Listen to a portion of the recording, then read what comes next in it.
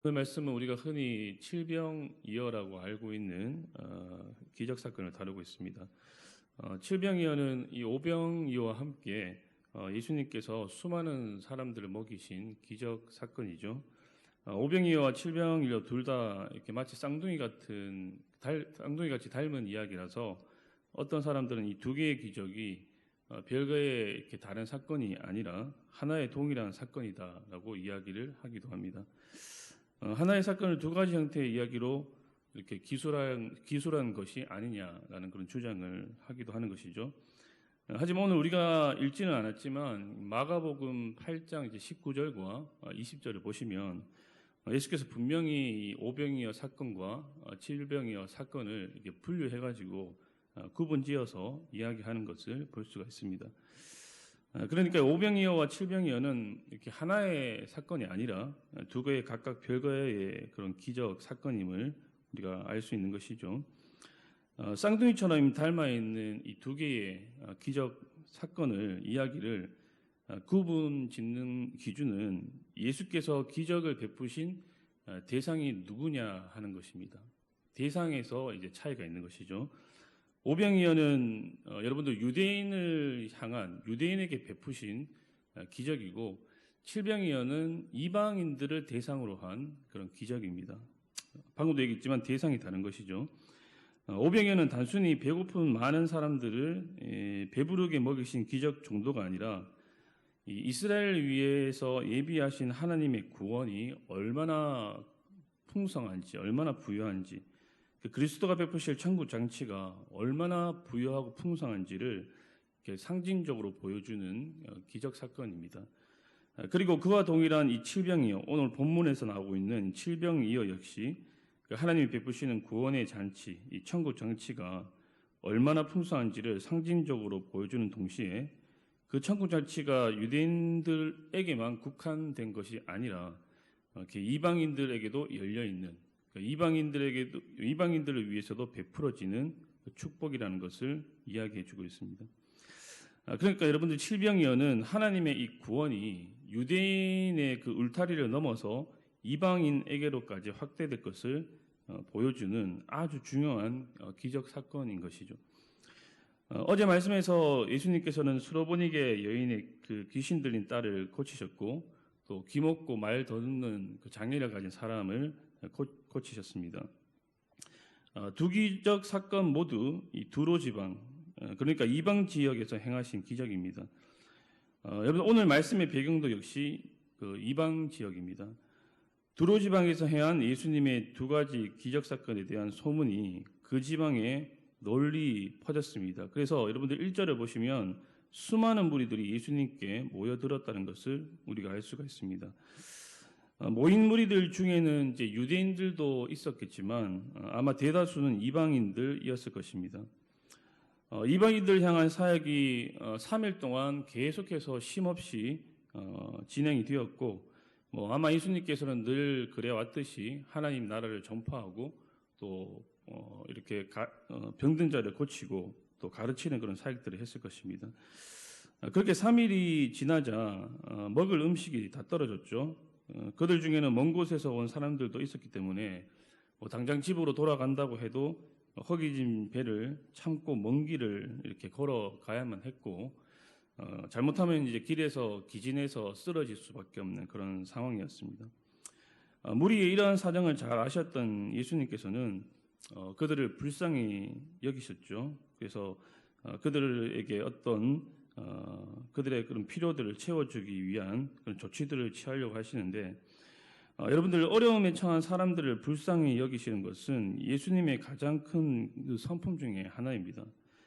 무엇보다 예수님의 그 불쌍히 여기심, 이 긍휼은 단지 감정적인 어떤 것으로 그치지 않고 반드시 그 어려움을 해결해 주시거나 이 필요를 채워주시는 행동으로 항상 나타나는 것이죠. 여러분들 예수님의 이러한 애끓는 긍휼과는 달리 이 제자들의 반응은 굉장히 현실 분석적이고 이성적이었습니다. 4절 말씀인데요.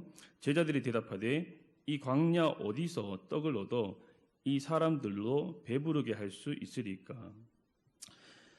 여러분들 제자들의 대답은 현실을 아주 정확하게 분석한 합리적인 대답이었습니다. 하지만 그 대답 속에 그 제자들의 대답 속에는 여러분들 어떻습니까? 믿음을 찾아볼 수가 없습니다. 여러분들 제자들은 분명히 얼마 전에 오병이어의 기적을 체험을 했어요. 그들은 예수님께서 남자만 5천 명이 넘는 사람들을 거의 어린아이 도시락 수준의 그 떡 5개와 물고기 2마리로 배부르게 먹이시는 그 기적을 분명히 보았습니다. 체험을 했어요. 그렇다면 여러분들 그들의 대답은 지금의 대답과는 조금 달라야 하지 않았을까요? 첫 번째 사건도 아니고 두 번째 사건입니다. 똑같은 상황입니다. 적어도 제자들은 여러분들 이렇게 대답했어야 했을 것 같아요. 주님이 이 많은 사람들의 식사를 지금 여기에서 해결하기란 불가능한 일입니다. 하지만 그렇지만 주님께서는 하실 수 있습니다. 얼마 전에 남자만 5천 명이 넘는 사람들을 모두 배불리 먹이셨으니 이번에도 주님께서 그렇게 하실 수 있을 거라 믿습니다. 이렇게 제자들이 대답했으면 어땠을까요? 하지만 그들은 그렇게 대답하지 못합니다. 반응하지 못합니다. 매우 합리적이고 현실 분석적인 대답은 했지만 주님이 기대하신 대답은 하지 못합니다. 실망스러운 대답과 그들의 반응입니다. 여러분들 사실 이것이 제자들의 어떻게 말하면 현실이고 현주소였어요. 여러분들 마가복음은 제자들의 이러한 영적으로 둔한 상태를 계속해서 지적을 합니다. 그들의 믿음 없음, 깨닫지 못함, 그리고 보지 못함, 듣지 못함, 알지 못함. 여러분 그들은 계속해서 예수님께 책망을 듣게 되죠. 여러분들 당시 종교 지도자들을 비롯한 수많은 무리들과 이 제자들이 크게 다른 모습을 보이지 못하고 있었습니다. 그나마 위안인 것은 그럼에도 불구하고 그들은 예수님이 특별히 선택한 사람들이라는 것, 그리고 예수님의 특별한 케어를 받고 있다는 것, 이 사실 외에는 사실 종교 지도자들, 깨닫지 못하는 다른 유대인들과 별반 다를 모습이 없었습니다.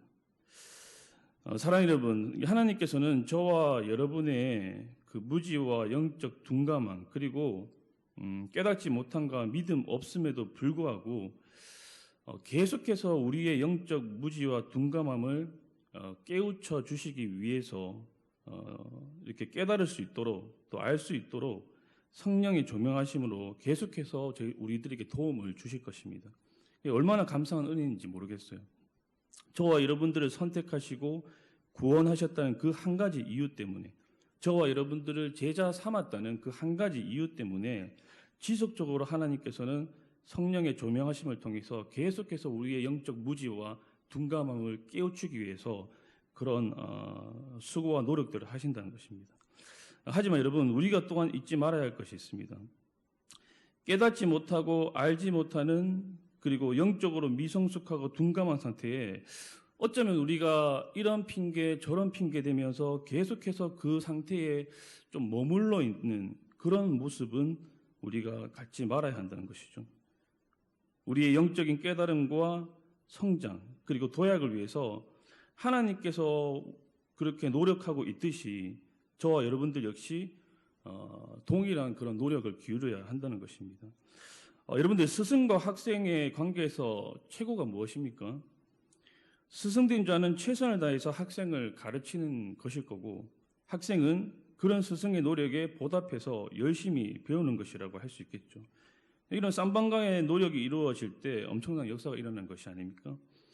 하나님 입장에서는 우리의 영적 성장과 도약에 최선을 다하고 계신데, 어쩌면 우리는 냉랭하게 무반응으로 아무런 노력도 기울이고 있지 않다면 거기서 어떤 변화와 어떤 성장이 일어날 수가 있겠습니까?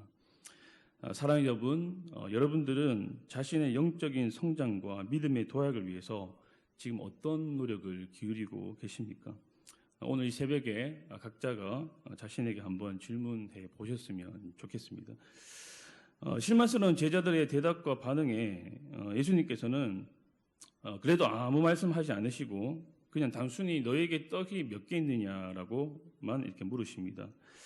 그러자 제자들이 대답을 하죠. 떡 7개가 있다라고 대답을 합니다. 예수님은 무리들을 땅에 앉게 하신 후에 제자들이 가진 떡을 앞에 놓고 축사를 하십니다. 축사를 마치신 후에 주님은 떡을 떼어서 제자들에게 주시면서 그 떡을 무리들에게 나누어 주라고 말씀하시죠. 그리고 제자들은 그 명령대로 떡을 무리들에게 나누어 줍니다. 그리고 이어서 이제 생선도 축사하시고 무리들에게 나누어 주라고 하시죠. 자, 그러자 오병이어 때처럼 놀라운 기적이 일어납니다. 장정만 4천이나 되는 사람들이 모두 다 배불리 먹고 남은 조각을 7간주리에 거두는 기적이 일어난 것이죠. 여러분, 오늘 말씀의 이 칠병이어의 기적은 서론부에서도 제가 말씀드렸지만 주님께서 이방인들에게 베푸신 기적이고 잔치입니다. 그 하나님의 풍성한 구원과 풍성한 그 구원의 복이 유대인들에게만 이렇게 국한되지 않고 바로 이방인에게로까지 흘러갈 것을 상징하는 기적인 것이죠. 여러분들, 이 기적이 상징하는 것처럼 이방인인 우리가 지금 바로 이 구원의 풍성한 복과 그 혜택을 실제로 그리고 현존적으로 누리고 있습니다. 아멘이십니까? 예.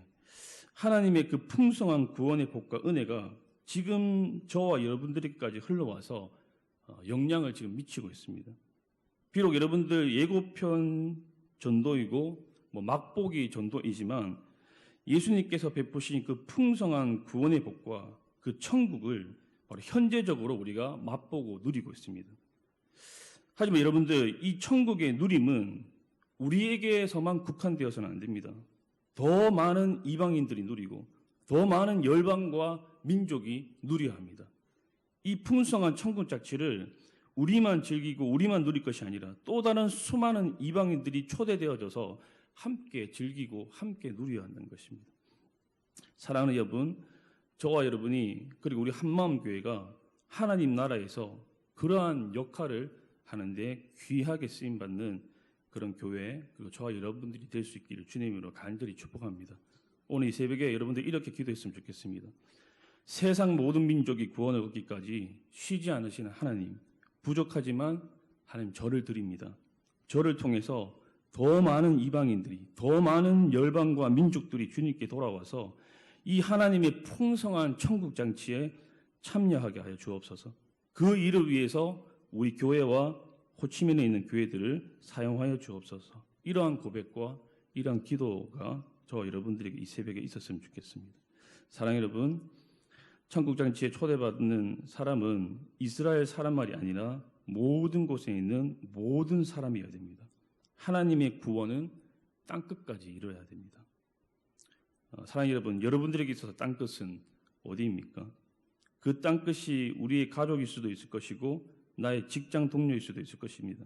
혹은 내가 매일 마주치는 나의 이웃일 수도 있을 것이고, 아니면 우리가 무시하거나 별로 신경 쓰지 않는 베트남 사람일 수도 있을 것입니다. 그 땅끝이 어디이든 간에 이제 다시 그 땅끝을 향해서 우리의 눈길을 돌렸으면 좋겠습니다. 우리의 관심을 그 땅끝으로 향했으면 좋겠습니다. 그리고 그 땅끝을 향해서 우리의 두 손을 모았으면 좋겠습니다. 이런 은혜가 저와 여러분들 그리고 우리 교회에 있기를 주님의 이름으로 간절히 축복합니다. 우리가 함께